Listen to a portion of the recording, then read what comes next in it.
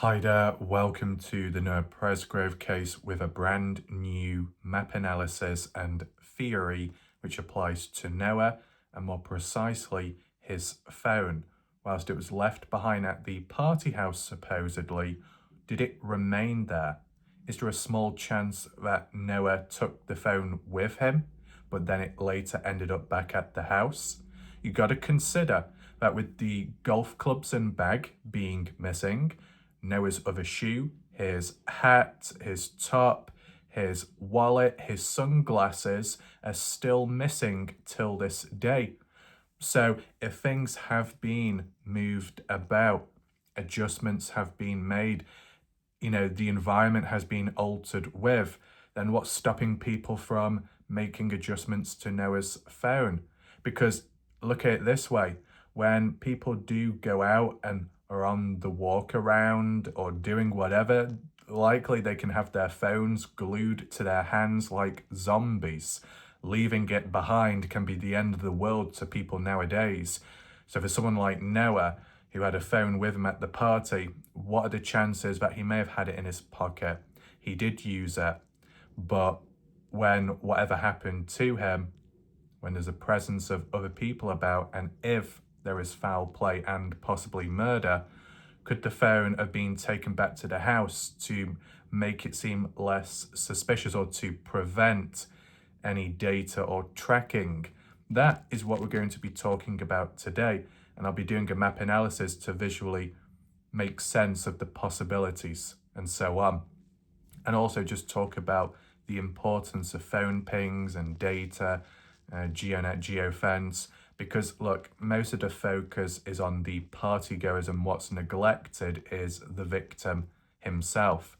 So join me during this live premiere and welcome to those that are currently here. Share your thoughts and reactions in the live chat box on the right side of the screen and at any point or time. And for those watching on catch up, be sure to drop your thoughts and comments down below under this video as it will help with spreading awareness, starting new discussions off. And if you've got any questions, answers, feel free to share them and we'll see where it goes from there. If you do want to support my channel too, there are links down below in the comment section, pinned message to follow through with. And if you want to catch up on any videos you've missed out on in recent time, you want to catch up, do some background research, whatever on the case, that's all available the top right corner where the I symbol is up there. You got a drop down menu box with the Noah Presgrove playlist and some loose videos too, including some deeper psychological analysis. I've done that recently with Mikey Lair. I did a standalone video last night, so if you want to watch, you can. But right now we need to focus in on Noah Presgrove with a new theory because you don't really get them that often nowadays. You think back, what were the core ones? Well, the beat down and attack, a hit and run at one point, falling out of a vehicle. That's it. Not much else has come about since, unless there was that reference to the blue sports car, a link there with a possible theory. But just take in mind, when it comes to ideas like that, I am normally the catalyst. When you look back at my videos and the map analysis, most of them are from me and my point of view. And then at times I'll incorporate and try and understand it from other people's points of views to see if it does link in any shape or form. But here we are right now with another theory. So to start things off, let's just talk about phone pings. People talk about the geofence, geodata, use all the fancy words and terms. Let's just talk about pings. So when a phone is turned on, and it's got some kind of location-based surface turned on, GPS turned on, the weather app in the background or being primarily used on screen, maybe a form of social media or a call being made, activity which can track and trace your locations and give off pings. And that can like bounce about. Is it 100% accurate? I guess it depends on the data and how it's collected. I mean, if you're in a rural area where there's a poor signal and it could give off false readings. That's what happened with Jack Newton, supposedly. The same could happen to other partygoers and even Noah. Got to take into mind.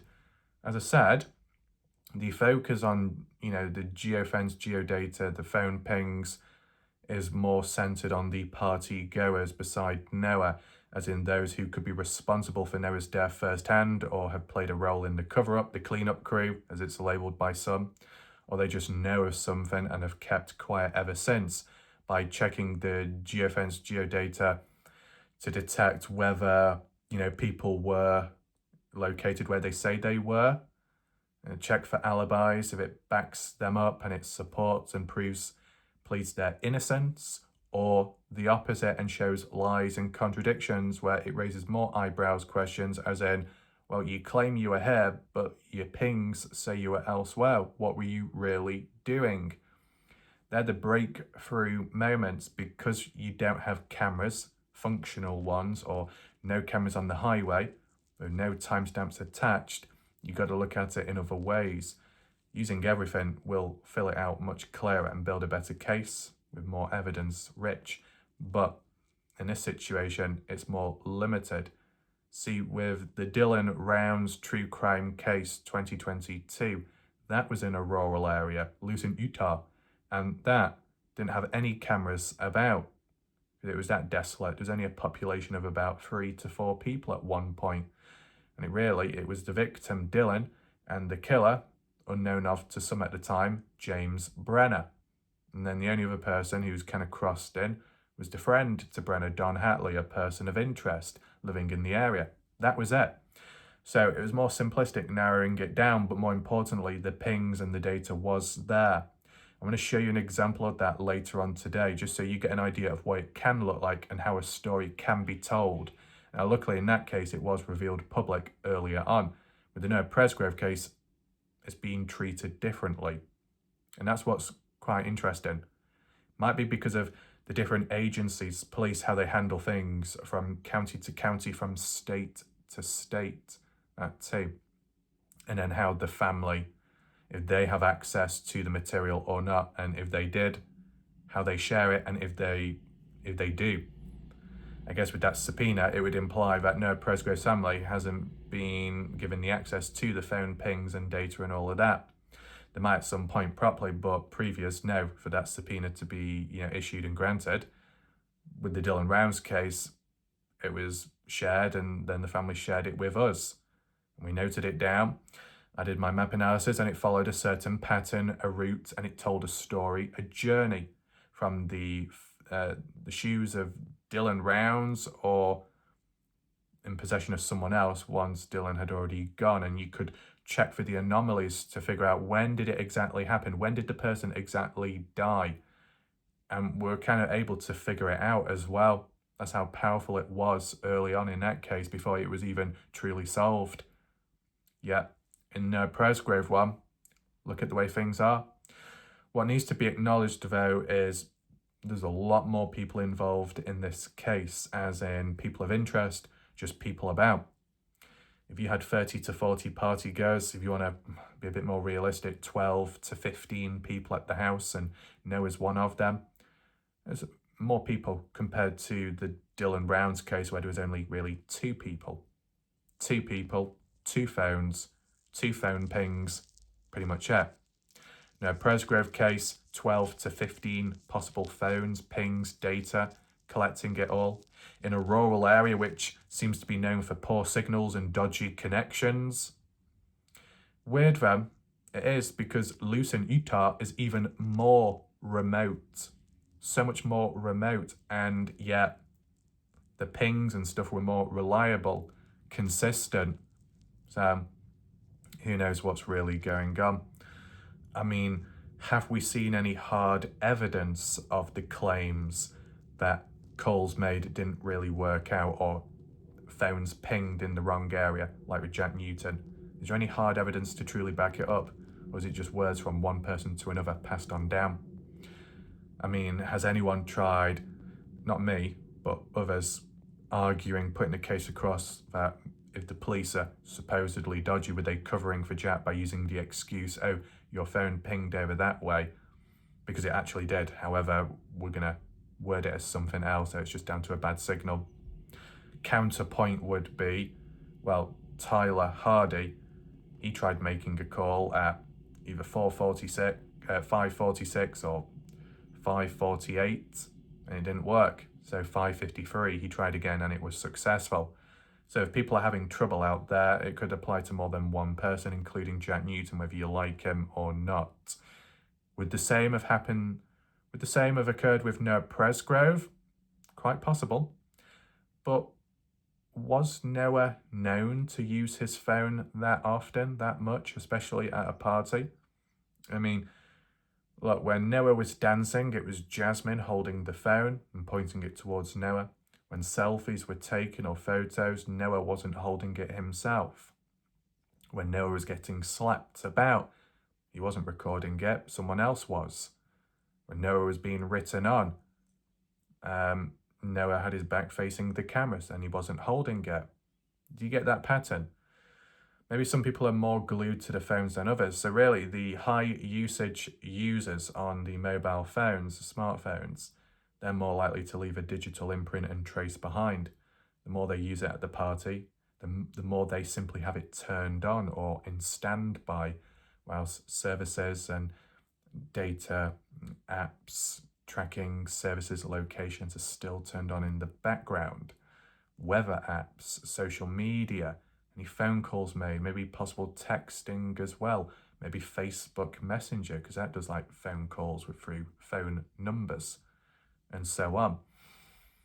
The people that are more active on their phones, you could get a lot more rich information and data from them, but it doesn't mean to say as a fact that those on their phones more, which yield more data, will also be ones tied to Noah's death.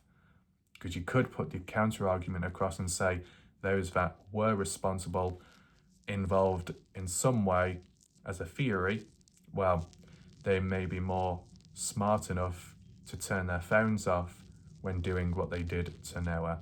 If anything went wrong, turn the phone off so there's no more pings, there's no more tracking. You could have the phone in your pocket and move about from place to place.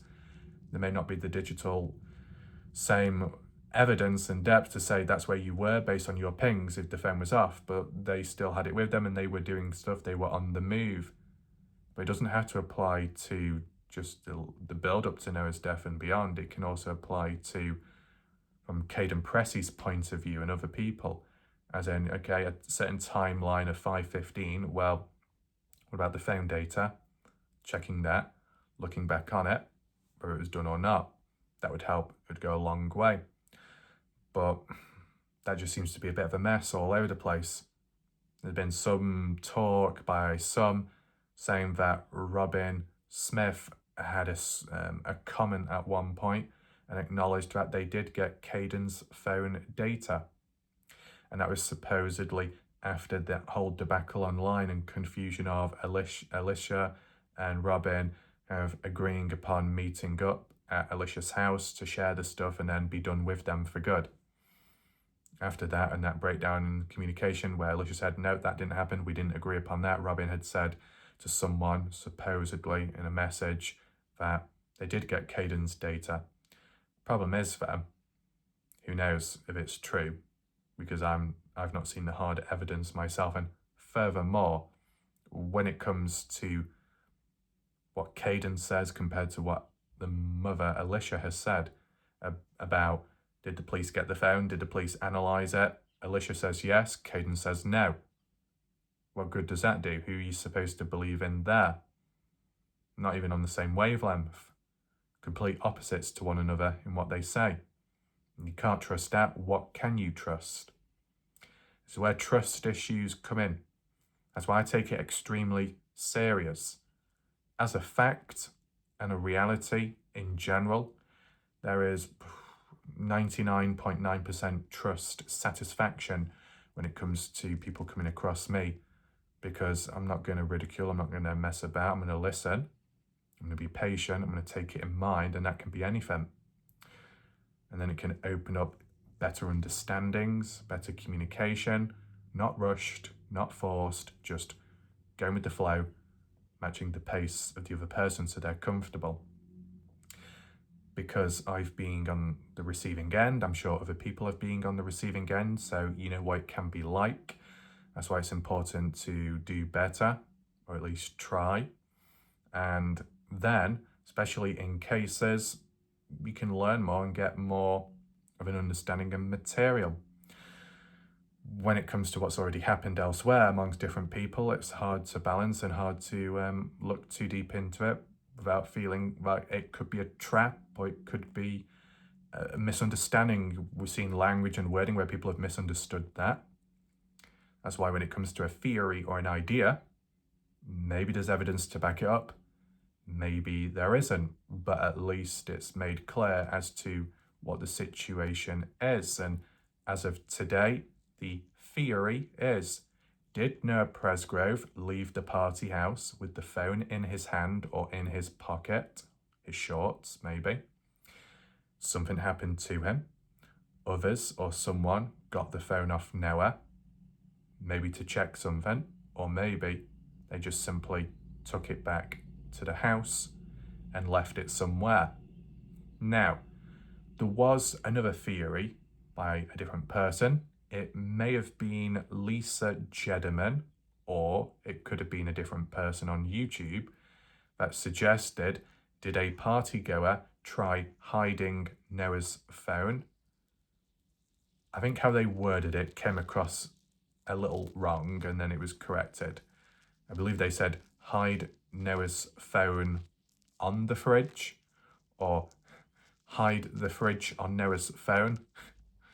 I think what they meant to say was put the phone underneath the fridge, you know, put it into a dark corner, hide it somewhere, like it's been dropped and then kicked underneath by accident. But what good does that do?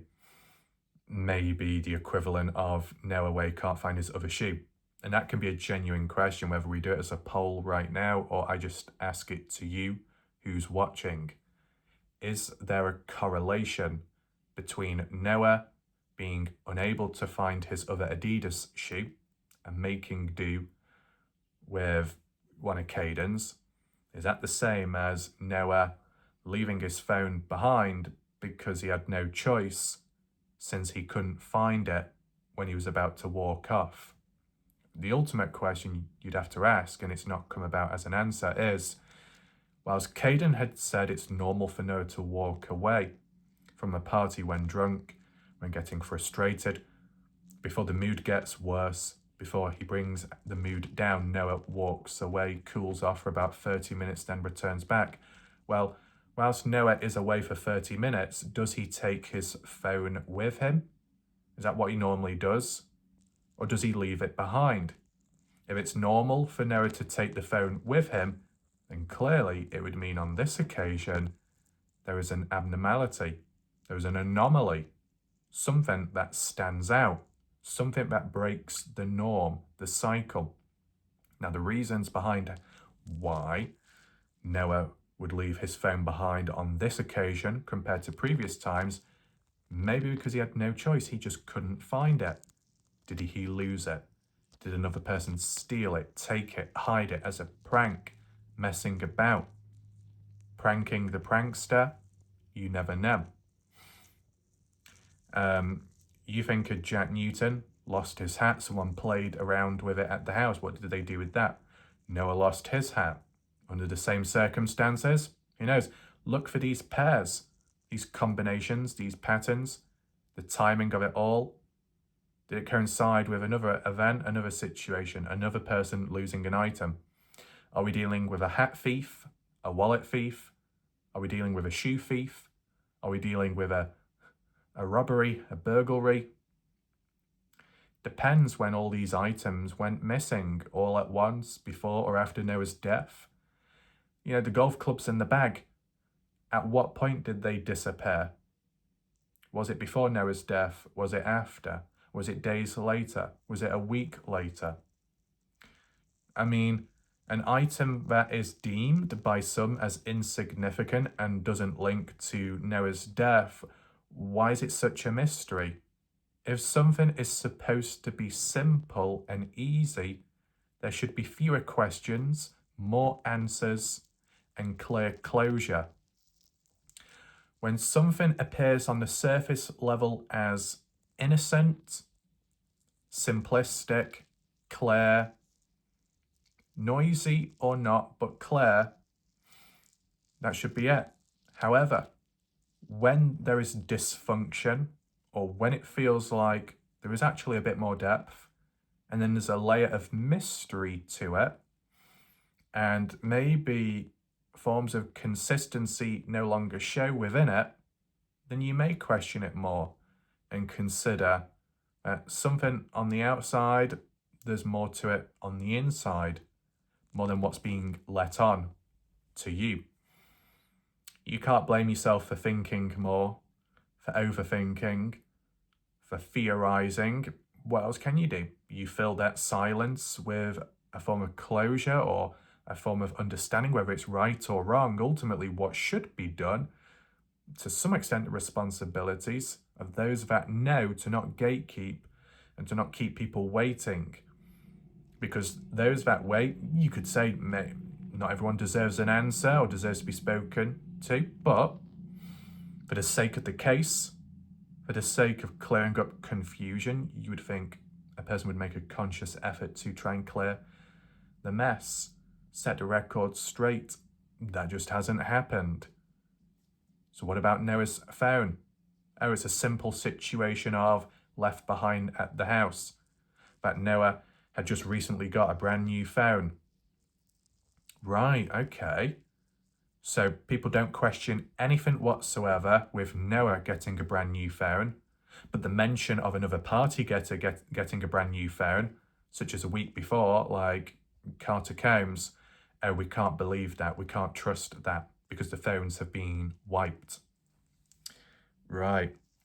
So basically, reality is, because Noah Presgrove is obviously the victim, people will only see the truth and nothing but the truth when it comes to Noah and the party. But anyone else that isn't deemed as a victim, they will be questioned and they won't be believed in at all.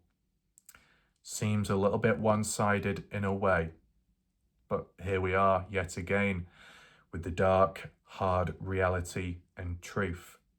Now, I could say some other things and show it in different angles, but probably not the right time to do so.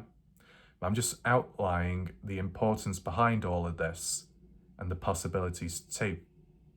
Yes, pings can tell a story and reveal a roadmap for someone from start, middle and end, or a cliffhanger, and you can check for abnormalities within. That may be applied to partygoers trying to figure out who's innocent, who's telling the truth, who's not, who sticks out like a sore thumb. But from some of the general public, they may obsess and fixate on geofence, geodata. We've got to think about this and that, and that's all we can think of. But what about the unknown? What about the unlikely? What about the victim themselves, their own digital footprint? Doesn't that matter just as much, if not greater? Considering Noah, at least from what we know of, for most part of it, was really the only one to distance himself from the party and the party goers. So where he went, what followed with him? And let's not forget Robin's comment too. I believe what we should do before going on to the map analysis and the theory is what Robin originally said. This comment by Robin dates back some time ago, so obviously her thoughts have changed since, but what's highlighted in the red box may still stand till this day. But it was never explained as to what it meant, but it could tie in with today's discussions, maybe. I'll read it out in full anyway. Robin said to Brookbound's Carter, "You're right. I don't believe that this was a vicious murder. To think that any of Noah's friends would do that is unimaginable. What I do not appreciate is the lack of cooperation and the lying that has been going on. Regardless of what happened, it makes people seem suspicious, as if they know the whole story and are trying to cover it up. evidence shows that Noah was not alone when this happened, and yet no one will tell us what exactly happened. This all seems to come down to the event of Noah's death. As in, people are lying about it and the build-up. People aren't cooperating with the family, but they were with the police, supposedly. And this so-called evidence that shows that Noah was around other people when it happened, I think that stands out once again. Look, when we did the video on Jasmine Millan's comment, November 2023, and Jasmine Millan said, all of you, the general public, think you have it all planned and know what's happened, but you don't. There is really a killer. There's really a person out there who's gotten away with murder. And hopefully when the truth comes out, that anyone thinking that they've gotten away with it, the criminal acts get charged, and there's justice, roughly summarised with what Jasmine was talking about. Basically, it implied that Jasmine Millan, even in the early days, believed that Noah Presgrove was murdered, just that it wasn't by the hands of her or the friends of Noah. That's pretty shocking, right? To acknowledge that. And here with Robin saying that there is evidence that Noah was around people. Well, whoever those people were that were around Noah when it happened would imply that when Noah died, people witnessed it, but from then till now, have not done anything about it, not reached out with information, not explained themselves, just kept quiet. But what is this evidence? What is it really? Does anyone know? What the hell is it? Because just saying evidence is vague. Are we talking about phone data evidence? Are we talking about photos, video evidence, Snapchat evidence? Some kind of Life 360 evidence, which shows footsteps, movements, whereabouts of people. What is it really? And this is what we could apply to the maps.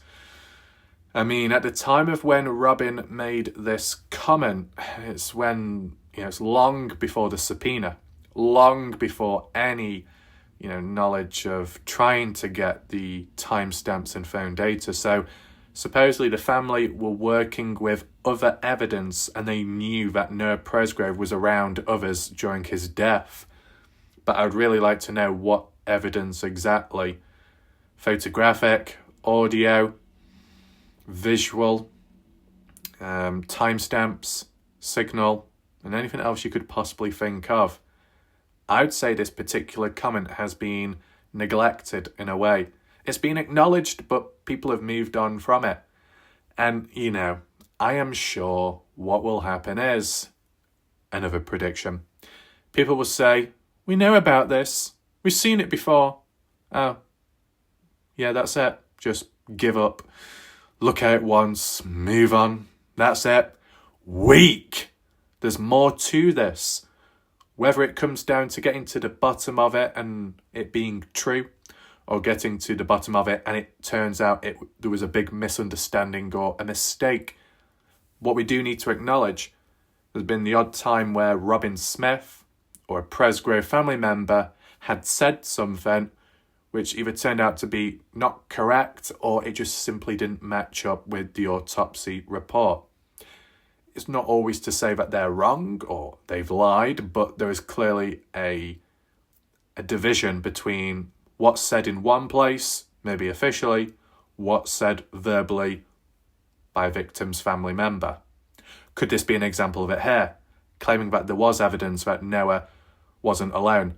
But does the autopsy say anything to acknowledge it? No. Do the news articles acknowledge it? No. Only Robin. So what does that say exactly? Now, we don't have the full context of this conversation, which is typical. We don't have all the comments either. You should try and look back for this. It might not even be available anymore. Brooke Bounds-Carter had said, okay, so we definitely agree on it not being a murder. So if there is evidence that he wasn't alone, maybe there was another kid from the party or maybe something else. So Brooke Bounds-Carter, if you're watching right now or anyone else that knows of Brooke Bounds-Carter, do you still agree? Do you still think that way? Has anything changed in between? Was there any understanding or update from Robin's comment, or does it still remain a mystery till this day? Robin's outlook on what happened to Noah likely has changed, of course, from the looks of it. Because at one point, Robin's talking about it's not possible to think that Noah's friends could have anything to do with Noah's death. But then in a different Facebook comment or Facebook Messenger, Facebook post, Robin had mentioned about cold-blooded murder. So opinions had changed with time. And this comment here, this is actually what's really interesting. So one interesting thing I've just noticed and picked up on was this was in the early days. I'm not too sure if it was 2023 or sometime in 2024. But one thing that was much earlier, to my knowledge, was this particular one, September 17th, 2023. It's a few weeks after Noah Presgrove's death. So obviously for Robin, with dealing with grief, going through the stages, which could be anger, frustration, pinning the blame, finding someone who could be responsible, feeling it, heat of the moment, and wanting to blast Avery's location, the birthday girl or the former birthday girl at the house. Maybe Robin felt that Avery was responsible for Noah's death completely or partially at the time. With everything going on emotionally, it was hard for Robin, but equally, in other ways, it was hard for the others too, and friends of Noah. By wanting to blast the location to let her know we know where she's at as an intimidation tactic. Was it the smartest of things to do back then or to consider? No. But was Robin in the correct headspace at the time to be thinking clearly? No, not that either. However, it just goes to show that maybe, such as with dealing with grief, dealing with loss, dealing with anything that can be a hard struggle, it's not linear. Because if in the early days, Robin was taking it out on Avery and just a general theme of other partygoers for possibly being responsible, when referring back to this one, there's a crossover, as in by acknowledging that there's a lack of cooperation, that there's lying going on, which leads to frustration. Depending on what order it happened, did it link with this? This may have occurred first, and that was a internal reflection of previous, which led to frustration, anger, not getting the truth, lack of cooperation, lack of answers, lack of closure, maybe with lying as well. Family feel betrayed, feel insulted, feel disrespected. And when you haven't got the closure, but it feels like it's being gatekept by someone, it can lead to stress, it can lead to negative reactions and taking it out on them. Even if there's no context, so there's maybe been a reason as to why it happened early on. But by also acknowledging that I don't believe that this was a vicious murder. If you were just to look at those few lines at the start of the sentence, I don't believe it was a vicious murder. To think that any of Noah's friends would do that is unimaginable. If it's that unimaginable to consider that, yet Robin considered going after Avery, one of the friends of Noah's, and wanting to blast the location to intimidate her, to get answers, to get a confession. I think if you break it down ultimately for that pure balance, what Robin said at the early part of the case was a time of high stress, high intensity, early grief kicking in, and more so battling with the frustration which caused this action, as well as the heat of the moment, because the latter part of the comment, as in people are not cooperating, supposedly, and lying. That part was enough to trigger Robin, whilst also seeing Avery, Jasmine having a good, fun time, maybe not visualising them or Avery as part of a vicious murder, because it's unimaginable to think, as Robin says, but just seeing other people getting on, having fun, laughing and smiling. How can they smile to a camera when they're not showing the supposed exact truth by cooperating with family? They can do this, they can do that. A person can act functional, get on with life, and yet they leave other things and other people at bay without any answers or closure. understandably, that can be frustrating. It can be a stab in the heart and confusing. So it could explain as to why Robin was the way she was at the start. Grief, heat of the moment, taking it out on Avery, not because she believed that Avery was a part of a vicious murder, but just because of lack of cooperation. I think that could link. And then, obviously, as time went on, perspectives changed by Robin. But still, the whole evidence part does stand out. And if there was another party goer, another kid at the party, is like what Brooke says, would it be a stranger? Would it be an unfamiliar face? Could that kid that was there, that is evidence to prove that Noah wasn't alone, could that all link back to what Jasmine indirectly said by there is a person out there thinking they got away with it? When you look at the party house here and used to visualise it, the night time going into the early morning as it's not quite that light, and Noah Presgrove is doing what exactly? The moment he walks out of that party house and walking away heading east. Is he leaving with his phone? Did he leave it behind? Did he try finding it like his other shoe but couldn't find it, so he just left it be? You never know, honestly. Where was it described as in when Noah's phone was left behind? Was it on the couch, on a chair? I'm not too sure. Didn't really see Noah Presgrove with his phone much at all at the party. There may have been a bulge in the pocket at one point where someone interpreted it as the phone was in his pocket. Maybe that could be a possibility. The other bulge, what we saw, was a can in his other pocket at some points on and off from Saturday to, I think, on a Monday as well. So the questions would be, what was the average phone usage by Noah in general? And then when at a party, was it significant? Was it little? Because look, what about those false claims which were passed on by a certain someone in the community, J individual, when it was being passed about that supposedly Noah wanted a ride home, so he called his father Victor and was denied that, but that never happened, that call was never made. So that's one less usage of the phone, one less ping on the phone. You see, it has a major impact on the case. When you see stuff like this, September 4th, 2023 at 2:32 a.m, the usage of a phone, the usage of social media, likelihood of a ping being about at this moment, yeah, and rough location too, could well match up with the true timestamp, may not, might likely is the case, and it will, is what can be used to back up the genuinity of these Snapchats, these posts, anything that may use location-based service or background in parallel at the same time. You've got to take that in mind. See, with the Dylan Rounds case, Dylan was checking the weather app in the morning and left it on in the background as he continued to his death. So that's why it helped with the phone pinging, because it was in the background in use passively. Would it be for other partygoers? Did they have their phones on 24/7? Did they turn their phones off? Did they have it on standby? That would play a major role and factor to rich data versus lack of it. And these different phones from these different points of views. So you got Pepe Guam, you got Mike under the traffic bell. Here you got Logan who's holding the phone, so it could be Logan's personal phone when doing this. And then you had the other one of a bit earlier, 4:30, of Carter Combs and Logan posing for a selfie after getting back from searching for Noah Presgrove, supposedly.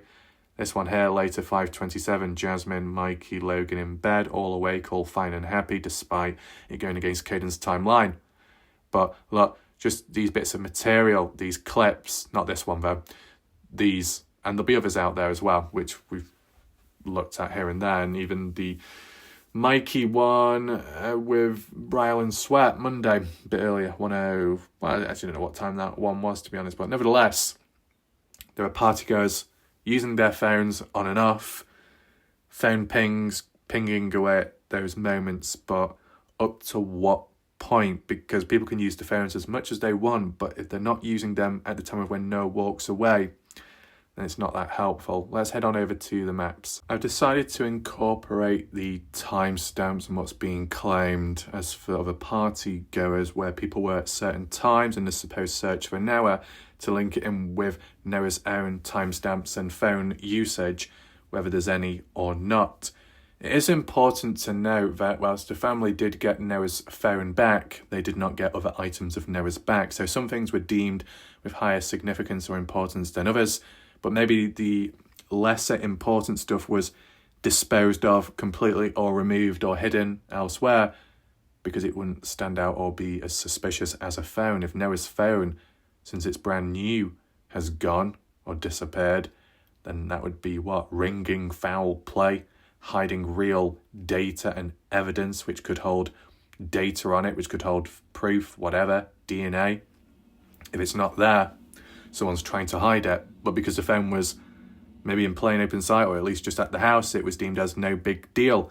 That's why I said we've got to return back to the question of, when Noah walked away from a party, how often did he leave his phone behind? Was it all the time? Was this a one-off? If it's a one-off, it's an abnormality, and an anomaly would mean something must have happened different this time round. And let's just put it this way, if there was no big deal and it was just simply left behind, well then, if Noah had taken it with him when walking away, would he have still died? Yes or no? Would it have ended differently? Would Noah have attempted to make a call if he was in danger, threatened, if he had a chance? Would the phone have been taken, stolen, or damaged itself? The family of Noah didn't say anything about noticeable damage to the phone, and it would stand out more considering it's a brand new one, a new iPhone. If there was scratches, a cracked screen, they'd question that. If a phone is damaged but left at the house, well, what point did it get damaged? Probably at the house, if anything. But there was no mention of damage, so I guess it wasn't. But at least Noah's black shorts were damaged, from what Parts in True Crime says at least. I mean, did Noah have his phone with him during the side-by-side rollover? How long did Noah leave his phone unattended for inside of the house? Was it from the moment he did the side-by-side to the shower, to eating, teabagging, bedroom debacle, then walking away, and he didn't touch that phone in a space of an hour or 30 minutes or less? I don't know. Trying to work it out. How dependent, reliant is Noah on his phone? For passing time, to reaching out, contacting others? Maybe there's no real need if Noah's around the people who he wants to be at the party and he just needed a breather. There'd be no reason to take his phone if he's intending on returning back. Some people, though, depending what they do, may go out somewhere during the day or for the day, take their phone with them so then they can reach out or communicate with anyone whilst out or on the way back, for whatever reason that may be. With Noah being around those people, walking away, he knows where to go to contact them and to reach out to them. If Noah's not intending or planning on going that far, as in going for a walk, there may not be a need to take a phone. But the further you go, the more distance you cover, it might be more likely and required to take your phone with you in case you got lost on a walk, in case you got lost out somewhere. Contact for help. If you're not going that far, you may not need it. It's trying to work out the patterns with Noah. If Noah did take his phone with him, let's just put it that way, and if Noah Presgrove was beaten somewhere down this dirt road, would you anticipate his phone to be damaged, scratched, broken, the screen? Well, based on the injuries sustained to Noah's body in the autopsy report, it was more focused on the upper body area and the back and the head, where it was more prominent, significant. Not as much to the hip, waist area and the sides. And if Noah's wearing a pair of shorts which has pockets and the phone can go in there, if most of the damage isn't done in that area, there's less impact, less force on that spot for the phone to break by the hands of someone or an object a person's using to hit Noah with. Though, depending on how Noah hits the ground, if he did, or collided against something, that could cause some damage to the phone. You've got to take that in mind. What I would say then, if there was any abnormalities with the phone, that would be more tied with foul play and possible murder, in my opinion. If there was the possibility of Noah in possession of his phone when down the highway, if, for example, there was an accident, on the basis theory that Noah was in the back of a vehicle, woke up, stood up, disorientated, fell out, and if his shorts pulled off because they got caught on the vehicle and then blew off shortly after, the phone at some point would have to fall, hit the ground, then it would have to be collected and brought back to the party houses where it was originally described to be found, and there'd be no damage to it. But realistically, there probably would be damage to the phone. If you're falling out of a vehicle, if the phone falls out of your pocket in some way, it's going to be scratched, it might be cracked.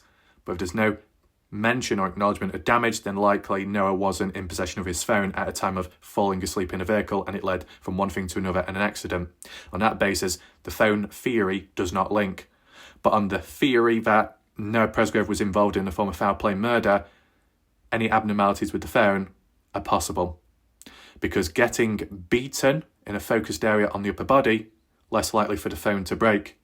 But falling out of a moving vehicle, getting hit by a vehicle, getting crushed by a vehicle, if contact's made to most of the body, more likely for a phone to be damaged. Because there was no mention of phone damage, less likely to be linked with those events, but more likely to apply to the possibilities of an attack or something on site of the property, but more focused upper body. That's my opinion on the theory, to explain how Noah could be in possession of his phone, how he's damaged but the phone isn't, and how the phone gets returned back to the house. Did Noah have his phone turned on? If he did, leave with it. Did he make a call? Did he try reaching out to anyone? If Noah was threatened, in danger, somewhere down the dirt road here, would he have tried reaching out for help? If Noah felt he was ever in danger, would he? People keep going round in circles, but they never really give a quote or a hard screenshot or hard evidence of when Noah supposedly said to Brylan at the party, "Do you have my back?" As in foreshadowing that Noah may have felt danger, unsafe, and wanted to make sure that he had backup, people that would watch over him just in case things got hairy, went wrong. Well, did Brylan have Noah's back then for Noah to end up the way he did? Well, no. When Noah walked away into the dark, if there was that agreement of, "Do you have my back?" and Brylan says yes, wouldn't you expect Brylan's sweat to then follow Noah out and guard him like a bodyguard if it's that bad? Didn't happen, did it? There the exception would be, that time Brylan was supposedly asleep, and if he's asleep, what can you expect him to do? Unaware, not alerted, not on guard either. So you got to take that in mind. But I'm just thinking, if Noah Presgrove couldn't find his other shoe, what were the chances that he could find his phone? Because leaving his phone behind could be normal. But there's a difference between leaving it behind because you wanted to and then leaving it behind because you just couldn't find it. If Noah wanted to have his phone with him, would it have led to a different outcome, or would he have still died? And under the circumstances of if he still died, being in possession of his phone, would it have been more rich in GFN's geodata, in phone pings? Only, though, if his phone was turned on. The searches that were done, and we'll just acknowledge what's mentioned here, was originally claimed 11:30, Jack Carter sleep Sunday night. That turned out to change to 1 in the morning and changed to 2 in the morning, a bit of a problem. Shower, side by side, onwards. Noah leaving 3:30. A very specific time, 3:30 when Noah left. How can that be backed up as in hard evidence? Was it on Noah's own phone that showed him walking away at 3:30 and there was a ping? Was it someone else's phone what they checked to notice the time of when Noah walked away? It's a specific time, or at least it could be simply rounded up or rounded down to give a more estimated one. But still, Noah walking away described to be heading east, highlighted in the orange. How far down did he go? That's unknown of. If Noah's phone was pinging away, if it was turned on, and if Noah had it with him, it could have been rich in data, and it could have explained a story of how far he went, where did he stop, where did he start, where did he stop, and then how far did he go until he was eventually found at the, down the highway round here. If it was abnormal, then you could say, well, maybe at a certain point, Noah was no longer in possession of his phone, and whilst it was pinging away, it was pinging in the hands or in the pockets of the killer. That's exactly how it was with the Dylan Rounds case. If Noah Presgrove left the phone behind, there's less tracking. If anyone did anything to Noah, they may have had their phones turned off or left their phones behind at the house, just like if certain searches were done or if other things took place afterwards. Like even Caden Pressey, for example. Caden's 5:15 timeline and getting to the highway at 5:21, leaving at 5:30, over this way. When that was taking place, when Caden was describing it took him 2 to 5 minutes to find his other shoe, gave up, hopped to the vehicle, and then drove down to the highway and was there for a short length of time and then told to leave and then went back. Whilst all that was going on, and Caden said it in his words, and Caden mentioned about who was with him supposedly at the same time. As for Caden, and even Brylan, Mikey and Isaac, did any of those guys take their phones with them when woken up with the news of Noah's death at supposedly 5:15?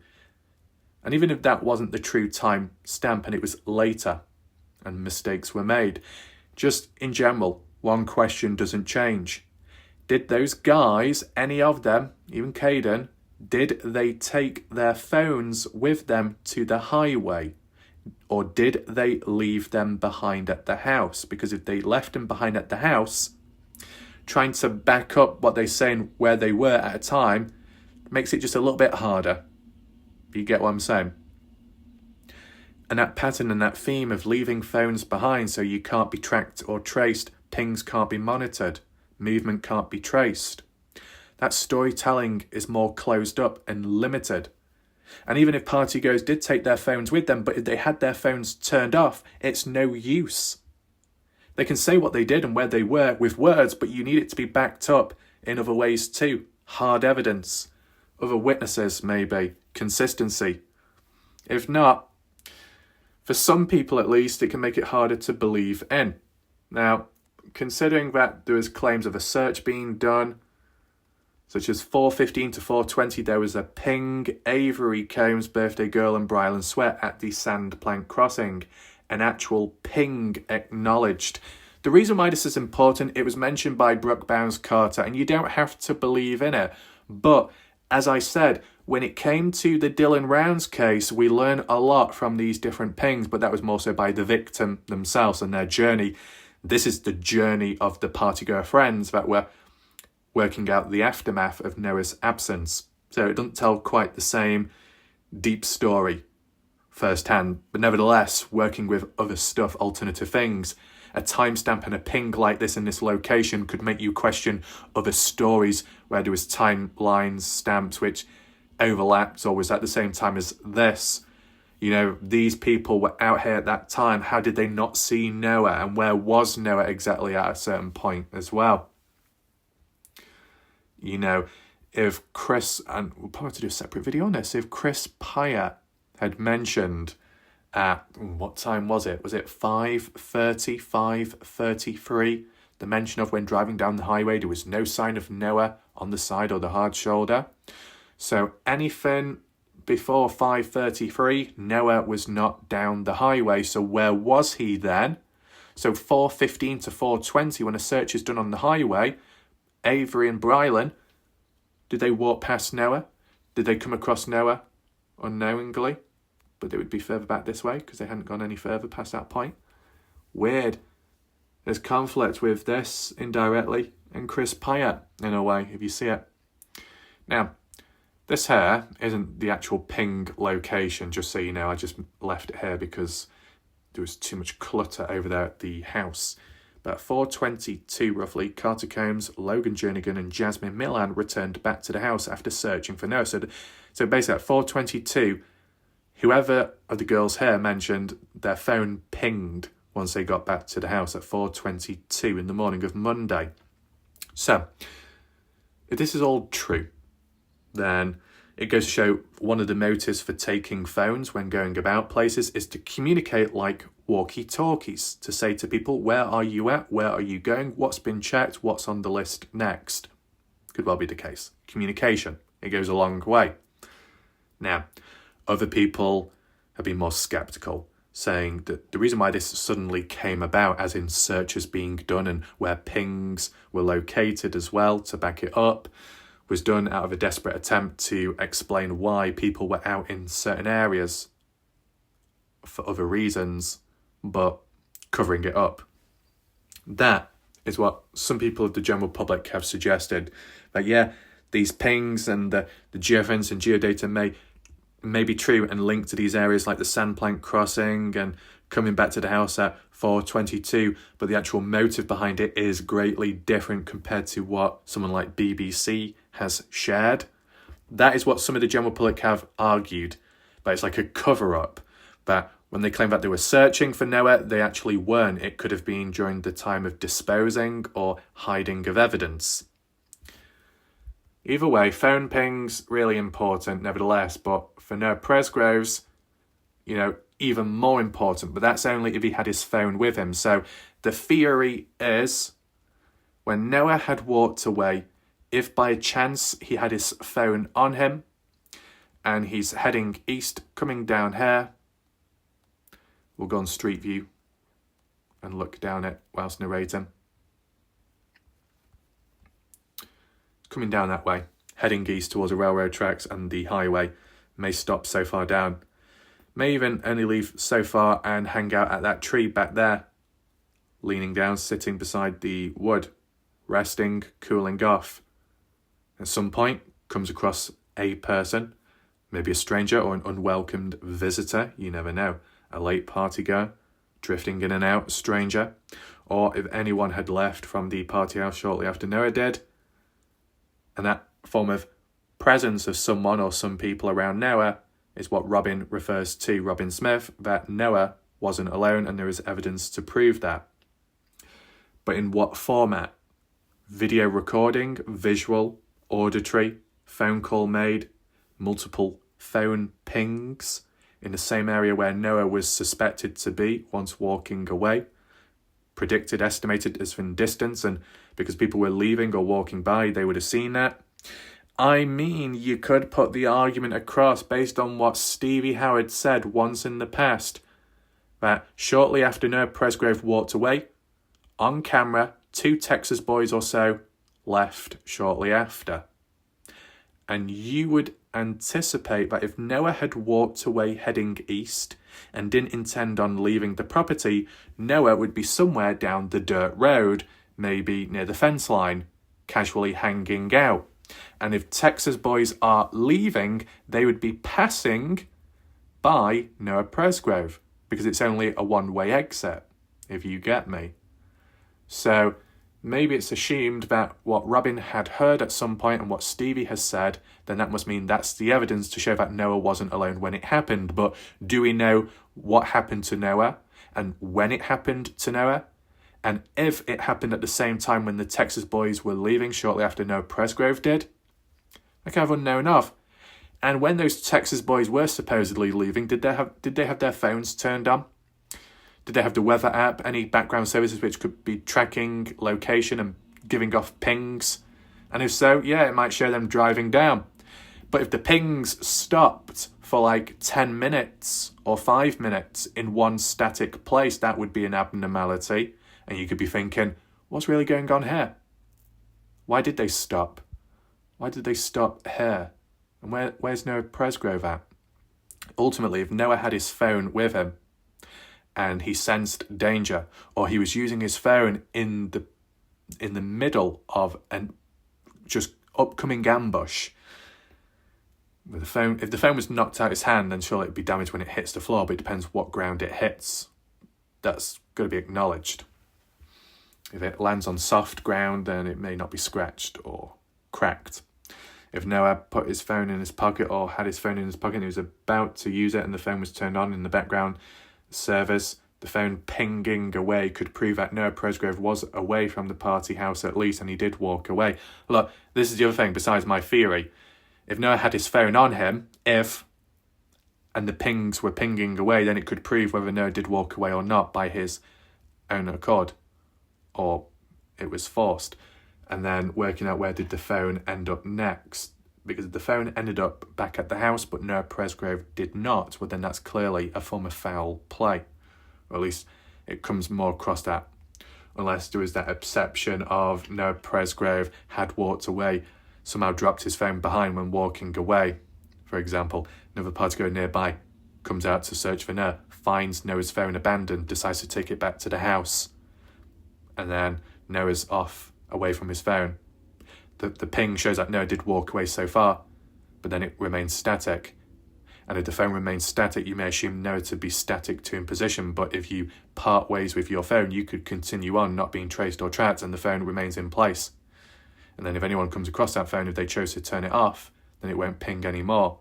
But still, the mention of it being left at the house implies Noah may have left it himself or it was hidden, out of sight.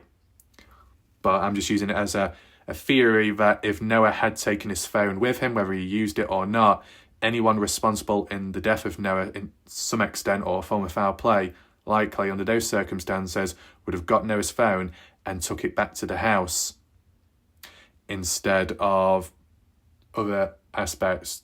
But then again, look, in fairness, if you've done something to Noah and you're trying to stage it as something else, where would you put the phone? Would you keep the phone on Noah's body?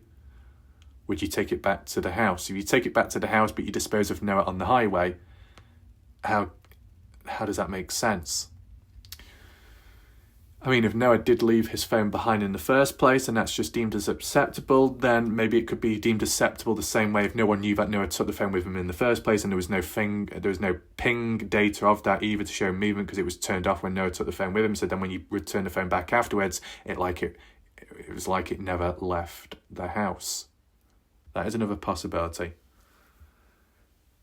But, we talk about phones being wiped, as in partygoers deleting everything off phones. Did anyone make an attempt then to wipe Noah Presgrove's phone? Some could say, don't be silly, that would be too suspicious. But would it really? Because isn't it just as suspicious as supposedly other partygoers all wiping their phones? Wouldn't that stand out enough already? Yeah. If that's suspicious, but people believe in that still, then why not Noah's phone? Any attempts on that? No acknowledgement from the family to what I'm aware of, so maybe it wasn't wiped, but just based on the attitude to what people have, how do people look at it? If Noah Presgrove had walked away, and if he had his phone on him, and if the phone was not in use, there would be no pings, there would be no questioning if the phone was then returned back to the house, as Noah was disposed of down the highway. No motion, no pings, no abnormalities, but it goes undetected, under the radar, the same way as it could with other partygoers at different points and times at the party and the highway if they turned their phones off or left their phones behind when searching for Noah, when doing other, to some people, other strange things, mysterious activities. It wouldn't be known of. People wouldn't know. So take that into mind and perspective. Would Noah Presgrove's phone hold that much rich evidence and data? That's only if it's turned on. When making sense of a victim's situation, you may look back at their phone to see if there's any missed calls, any final messages sent, any notes, any social media posts that were drafted up before they disappeared or before they died. No mention of that with Noah. So it could still link back to leaving the phone behind, but it's just all the other possibilities and the what ifs. So might as well leave it open for discussion there. Transitioning on to the Dylan Rounds case as of 2022, you can see how it's mapped out in regard to the phone pings and timestamps and in a specific order that it followed with the abnormalities in between. First of all, starting down here with Dylan waking up before 6:50 in the morning, because this was the 28th of May 2022, and I think that was a Saturday. Dylan woke up because of rain, needed to park the grain truck in the grain shed over the other way. And that was confirmed because of checking the phone, checking the weather app. It would have done the ping and the location. So, getting in the vehicle, driving down this road, losing Utah, the desert, coming to this crossroad section where you've got sun tunnels on the left, taking a right turn here, driving up to a gate which is hard to see. There's a gate there, a barrier. And at about 6:51 in the morning, Dylan called his grandma, I think they were called Karen, rounds about what he was going to do, the grain truck in the shed, and then call back later, but he never did. And because of not making that call back, that's what the abnormality was for certain family members to get concerned. Just after 6:51, around 6:58 in the morning, Dylan made a call to Brenna, the soon-to-be killer, who was squatting or living on site of the grain shed property further down that way. No answer when Dylan made the call, so it fell through. So, Dylan continued on up to the grain shed property and then made the attempt, or successfully made the attempt, to park the grain truck and reverse it into the grain shed, which you see located here.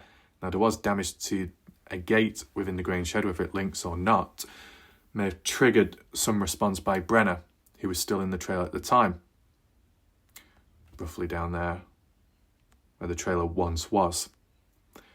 It was 7:03 when Dylan was down at the shed area. Just for reference, 7:03 is supposedly the last time Dylan was alive, because the next time the phone pinged was at 7:27. 7:27 a.m., a timestamp of a video recording, which was more described as what's it called? A time lapse.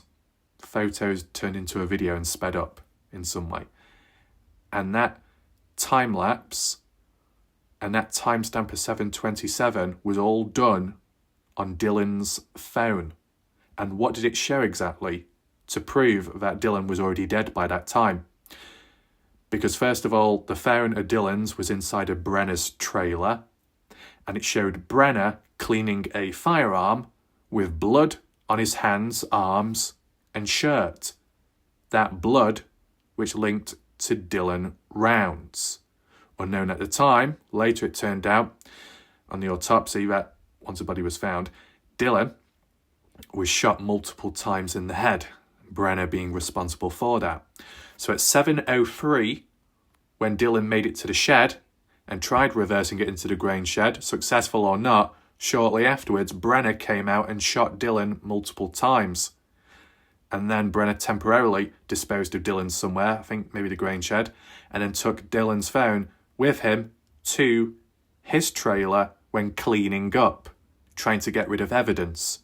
But unknown to Brenna, somehow he activated video recording on Dylan's phone, and when the phone was put down to one side, it caught Brenna in the act.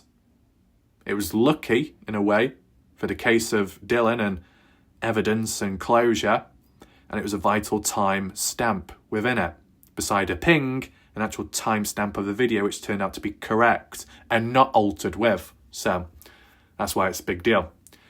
But then, after 7:27 a.m, what happened? Well, the phone was static for a little bit. It did not go anywhere. Next time it was in use or on the go, we come down here, at 7:43 at the grain shed property where we were just at, was when it suddenly was on the move. That Dylan's phone had left at that time to come back down to Dylan's farm, as seen here. And then the phone, ping, remained on site for 30 minutes. So basically what it means is, at 7:27, Dylan's already dead. The killer, Brenna, already has Dylan's phone. And then 7:43 onwards goes down to Dylan's farm to do whatever, to check, to search for items, to steal, to use when covering up Dylan's death, maybe. And Brenna's there for 30 minutes on site of this farm. It's a bit of an abnormality at the time when you don't know who's in possession of what, but upon reflection now it tells more of a story. After that 30 minutes, returning back roughly to the grain shed property back here, and that would be around 8:23 a.m. or so. 8:03 to 8:23. And then at that point, it remains static in this place on site once again for about a few hours. So Brenner doing other stuff, passing time. And then later on, Brenner was supposed to be going round to his friend's, Don Hatley's place, further up that way, across the railroad tracks and the Wash. Supposedly taking the back roads or a certain route to get there. And Lucin Pond, the pond itself, as you see, located here. The last known time, stamp and phone ping of Dylan's phone was at 3:51 p.m, dumped in Lucin Pond.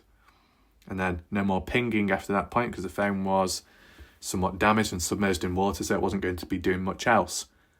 It just goes to show that it followed a timestamp, it followed a certain order, and the last known spot where it was and pinged at and where it was to be found at, disposed of in the water, was the direction and route that Brenner was taking to go to Don's place. So to him, one of the final pieces of evidence or on that day was to dispose of the phone whilst going to Don's place to hang out and then do whatever. I believe that location isn't Don's place. No, it's not. It's over that way. I don't know if I'll be able to find it on the spot. Because I think what did happen was, oh my God, look at that. Look at that. I have found it. I have not covered this case since 2023, mainly. Since 2023. And I found the spot just like that without even having the pings, the coordinates or anything like that. And guess what? You know what the most embarrassing thing is? Just for people that know when watching the Noah Presgrove case. The Dylan Rounds case, you had locals that were living in this area or nearby, and even the locals were incompetent, but they couldn't even give the location or the coordinates of where the person was living at. And some were umming and ahhing, well, we don't want to give the coordinates because we don't want it to get all messed up, the location. Oh, come on. How can a person from the UK who's never been to the US so far apart is more competent in getting coordinates to an area which they've never seen or been to before, and locals can't even get their fucking job done? Oh my. It's not a surprise to me because, you know, other humans just don't get the job done, do they? It's just incompetence. But there we go. That was the spot. It shows an order and a pattern to how things occurred and where things were dropped off, or movements and moments of delayed or stagnation, and trying to figure out why did the phone stop here at this location? What was whoever doing in possession of Dylan's phone? Was it Dylan? Was it the killer? What was the killer doing then? And why did they have the phone on them at all times? And why did they keep the phone turned on? But that's just how it was. The killer was of an older age, about 58 years old, so maybe not quite up to date with technology and how tracking and tracing works, so they didn't really think much of it. But when you've got party goers, in the Noah Presgrove case, more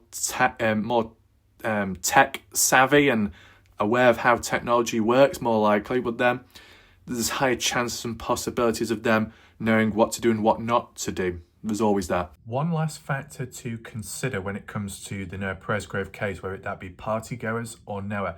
More so, well, really doesn't matter, to be honest, because different circumstances, but still there's an emotional situation. And what I mean by that, when you've got Noah Presgrove, who is walking away supposedly after being frustrated because he didn't get what he wanted, sleeping in one of the girls' beds, walking away to cool down. Slightly a bit tense, a bit stressed, and with that taking alcohol as well and being drunk, maybe not feeling great. Not good enough to be able to stick around, so having to depart. When it's heated or something is in the moment, mistakes can be made and people can regret what they said or did in the moment later upon reflection. For Noah Presgrove, when something's heat at the moment, it's not always what's said or what's expressed, but it's what's not done. As in, if Noah had left anything behind, if he did leave his phone behind, is there a possibility of that because he was so frustrated he didn't consider what was around him and what he needed in that moment? And then equally, in contrast, but along the same themes of that emotional high and intensity, When hearing the news of Noah's death and people are rushing about to try and get to the highway, Caden's hopping about looking for a shoe, Braille, Mikey and Isaac, they're waiting or getting ready. When all those guys went out to go to the highway, did any of them take their phones? And if they didn't, it might be because it was so in the moment and a rush, the unexpected nature of the news being delivered, it led to total shock and panic. And when you're in a rush or in a hurry, there's high chances of leaving things behind, neglecting them, and not even considering or thinking of needing it in the moment. A phone is less important when there is a person you care about on the line in a struggling situation, or worse, you drop everything and prioritize that one thing. Maybe that's what the partygoers did. So there might be a lack of digital evidence and a digital footprint and low quality and geofence geodata at certain times if partygoers had abandoned all tools to go to the highway. And some who may have been in total shock may have had their phones on them but decided to turn them off or not bothered using them to make calls to parents, to loved ones, to announce the news because they were in shock in the moment. Of course, the exception would be Jack Newton, who at 6:05 in the morning supposedly had made a call to his father Caleb. Now, with making that call and it being successful, would the phone ping in that same area correctly, accurately, and at that correct time? Who knows? When Tyler Hardy did it at 5:48 or something, it was unsuccessful, and then 5:53, it was successful. So the unsuccessful call compared to the successful one, how did the phone ping exactly? And was the location accurate, or was it dodgy like Jack's when it pinged further north when he was supposed to be asleep at the party house at one point on the Monday? So, yeah, I said the psychological aspect is things can be forgotten, items can be neglected when other events take over with importance, and it has a shock value, maybe a negative effect or impact, which makes people not want to capture the moment or make a memory of it. The exception could be that if you were having a good time, a positive moment, and you wanted to capture a memory or take a photo or take a selfie, you might be more inclined to have your phone with you during a special moment. Not everyone's glued to their phones, of course, but if there was a celebrity about, if there was a firework display, if there was like Christmas turn on lights, you might think, oh, this is a special event. Oh, I'm more encouraged to use my phone to tell people about it in the moment. I'm more encouraged to use my phone to record in the moment so I can watch it back in the future, look back on it as a happy memory. Would you have that same mindset if there was the death of someone? Oh, I'll get my phone out to take a selfie. No. Well, there'll be some strangers out there that would, but in this particular situation, when it's someone that you know of, you're less likely to make use of your phone. The exception would be making use of your phone to contact someone about the news, of course, but not everybody will react the same way or at the same time. There might be delayed grief, there might be delayed shock, delayed actions, freezing, not knowing what to do, what to think, or where to go. The mind trying to protect itself, defense mechanisms kicking in with a blank mind, brain fog, confusion, disorganized thoughts, and even physically not really knowing where you should be or where to go next. What do you do with yourself in this moment? Dealing with such overwhelming feelings that you might neglect to either take care of yourself or to let other people know of what's going on because you're so either absent-minded or just busy dealing with a lot of internal noise. That could have applied to partygoers, and that is where it can link on to the next video if I just add right now. There's mentions of some partygoers being worse off than others, like it may be a competition, and one person had made a post about it, relaying it in regard to a post by Mike on the Justice page, the family run one, going deep into that. I'll be sharing my thoughts and reactions to it all to debate it and have a look into it and see where that goes. You can let me know in the comment section or in the live chat if you would like to see that. But I just thought it would link on with what we've just been talking about here. So that's just a heads up to expect and know what's coming soon. I just hope that you enjoyed this video and took some questions and thoughts into mind, which may have not been before. If you'd like to hit the thumbs up, the like button, share the video, that'd be appreciated. if you're on mobile or tablet device, by hyping the video below, where the comment section is, swiping across the start. Hyping it will just push the video out there for more reach, more awareness, so more people can learn about the case at hand, Noah Presgrove, and all the little details in between and grey areas. We'll leave it there for now. Thanks for watching. My name's Wallach Raff. Goodbye and good night.